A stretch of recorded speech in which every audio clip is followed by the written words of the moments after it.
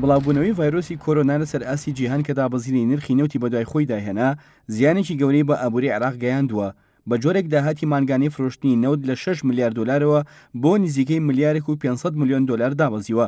بۆ هۆیشەوە حکوومەتی عێراق ڕوبەڕووی قەیرانێکی گەورەی دارایی بۆتەوە و کێشەی لە دابینکردنی موچەی موچەخۆران و خەرجیە پێویستەکان بۆ دروست بووە. کاریگەریەکانی ئەو قەیرانەش لەسەر هەرێمی کوردستان ئەگەر زۆرتر نەبێت ئەوە کەمتر نییە، بۆیە حکوومەتی هەرێم هەوڵەکانی چڕ کردوێتەوە بۆ ئەوەی لەگەڵ بەغدا بگاتە ڕێکەوتن.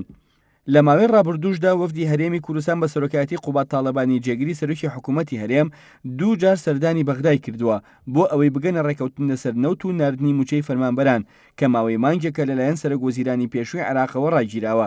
بە گوێرەی زانیاریەکانی کەناڵی گەلی کوردستان وەفدی هەرێم چەند پێشنیازێکیان داوەتە وەزیرانی نەوت و دارایی عێراق بۆ تەسلیمکردنی 250,000 بەرمیل نەوت و بەشێک لە داهاتی ناوخۆ.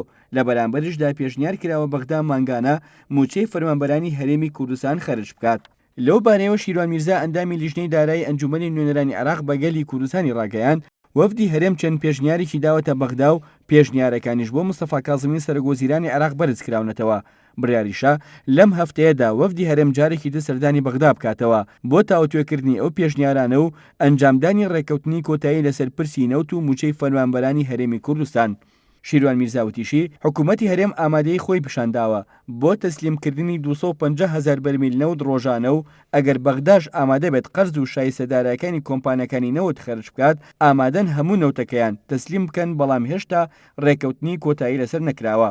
هاوکات ڕاوێژکارە ئەبوورەکانی ئەنجومەنی وەزیرانی عێراق 2 پێشنیاریان خستۆتە ڕوو بۆ ئامادەکردنی پرۆژە یاسای